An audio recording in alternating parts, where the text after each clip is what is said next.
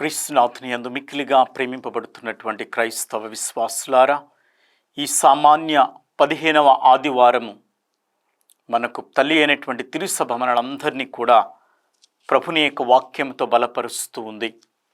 ఈరోజు పట్టణాలను మనం క్షుణ్ణంగా పరిశీలించినట్లయితే, మొదటి పట్టణంలో ద్వితీయోపదేశ కాండంలో మనం చూస్తూ ఉన్నాం, మీరు ప్రభువునకు విధేయులై ధర్మశాస్త్రమున విధింపబడినటువంటి ఆయన ఆజ్ఞలను పాటించి పూర్ణ హృదయముతో పూర్ణ ఆత్మతో ఆయన వద్దకు వస్తే దీవెనలు ఉంటాయి అని వాక్యము మనందరికీ కూడా తెలియపరుస్తుంది. అంటే భగవంతుడు ఇచ్చినటువంటి ఆజ్ఞ, భగవంతుడు మానవాళికి ఇచ్చినటువంటి ఆ మార్గాన్ని అనుసరించి విధేయించి ఆయన నామానికి మహిమను చేకూరిస్తే, అలాగే ఆయన యొద్దకు ప్రయాణమై వెళితే తప్పనిసరిగా దీవెనలు ఉంటాయి అని ఈ వాక్యం మనకు సెలవిస్తూ ఉంది.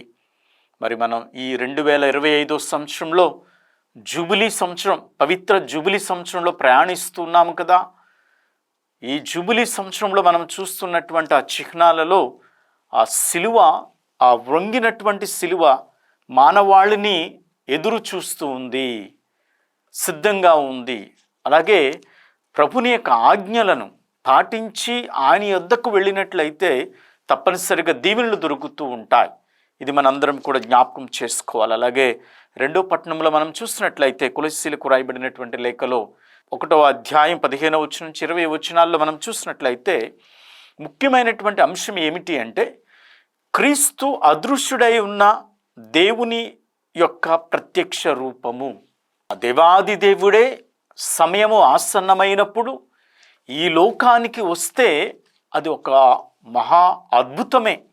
ఎందుకంటే మానవాళి చరిత్రలోనికి దేవుడు రావటం, అలాగే మానవాళిని ఆయన జాతిగా మనుష్య అవతారముగా ఎత్తటం అందరికీ కూడా ఒక మార్గచూపరిగా చేసుకుని ఉన్నాడు. మన మానవ జాతి యొక్క ఔన్నత్యాన్ని, గొప్పతనాన్ని తెలుసుకోవటానికి తానే మనుష్య అవతారం ఎత్తటం అంటే దేవునికి యొక్క స్థానం ఎంత, మన స్థానం ఎంత.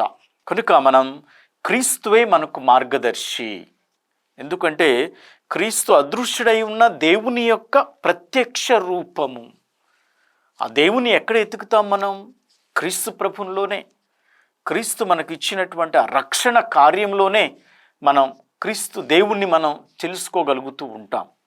అలాగే సువార్తలో మనం చూసినట్లయితే, లూకా సువార్త 10వ అధ్యాయంలో చూసినట్లయితే, ఈరోజు ఒక ధర్మశాస్త్ర బోధకుడు వచ్చి, బోధకుడా, నిత్య జీవం పొందాలంటే నేనేమి చేయాలి అని అడుగుతూ ఉన్నాడు.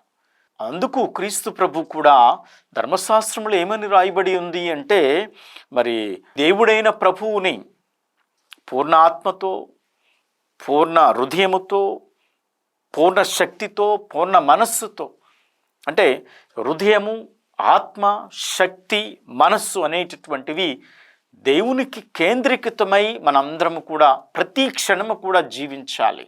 అలాగే నిన్ను నువ్వు ప్రేమించుకున్నట్లు నీ పొరుగు వారిని కూడా ప్రేమించాలి. నా పొరుగువాడు ఎవరు అని తనను తాను సమర్థించుకోవటానికి ఈ యొక్క ధర్మశాస్త్ర బోధకుడు అడిగినప్పుడు క్రీస్తు ప్రభు అక్కడ ఒక మంచి కథను, అనగా జరిగినటువంటి ఆ విషయాన్ని, ఆ పొరుగువారిని ఏ విధంగా మనం గ్రహించాలి అంటే, ఒకానొకడు యెరూషలేము నుండి యెరికో నగరానికి వెళుతూ ఉన్నప్పుడు దొంగలు ఆ వ్యక్తిని కొట్టి ఆ కొన ఊపిరితో పడవేస్తున్నప్పుడు ఒక యాజకుడు వెళ్ళాడు, ఒక లేవీయుడు వెళ్ళాడు, అలాగే ఒక సమరీయుడు వెళ్ళాడు.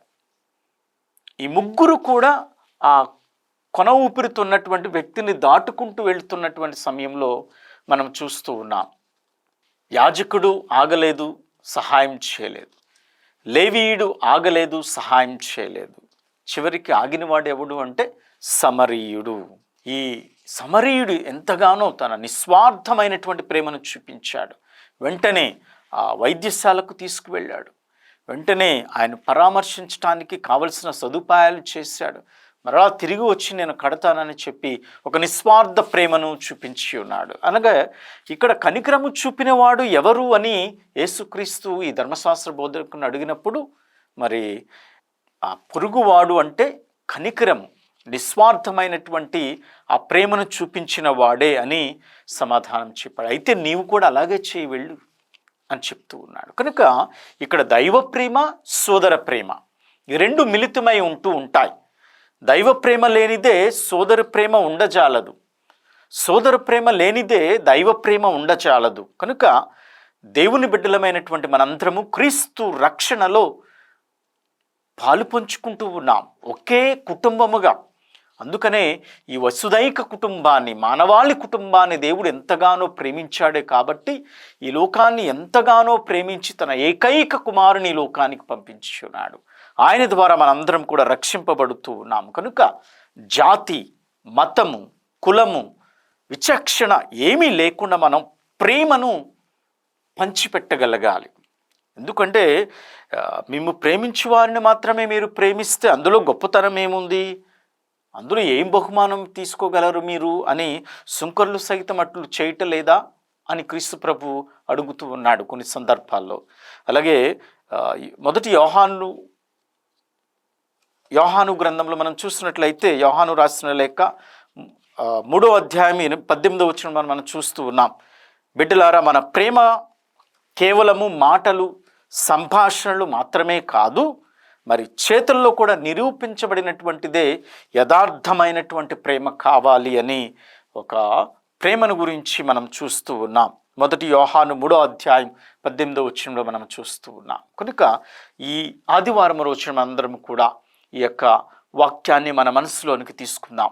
దేవుణ్ణి పూర్ణ మనసుతో, పరిపూర్ణ హృదయముతో, పరిపూర్ణ శక్తితో, పరిపూర్ణ ఆత్మతో ప్రేమించాలి అంటే అది దైవ ప్రేమ, అలాగే సోదర ప్రేమ కూడా మిళితమై ఉన్నాయి. నీ సహోదరుని నీవు ద్వేషించి, నీ సహోదరుని నీవు ఆదుకోకుండా ఉండి దైవ ప్రేమ ఉందంటే ఇమిడి చాలదు, రెండు కూడా మిళితమై ఉంటాయి.